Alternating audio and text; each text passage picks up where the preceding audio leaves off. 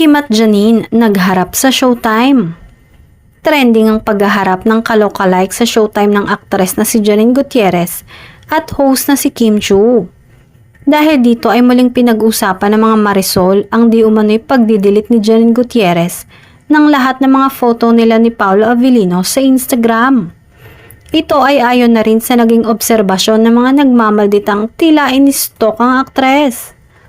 May nangiintriga pang in-unfollow na rin daw ni Janine si Paolo sa social media.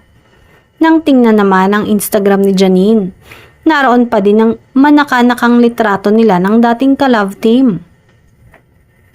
Gayunpaman, hindi na nga ito nakafollow kay Paolo bagamat sinusundan niya sina Kim Chiu at Jericho Rosales sa Instagram. Sa kaso naman ni Pao, pareho niyang fina-follow sina Kim at Janine sa Instagram. Dahil sa anggulong ito, iniintriga ng madlang people na di umano'y tinuldukan na raw ng aktres ang real and rumored real-life romance nila ni Paolo.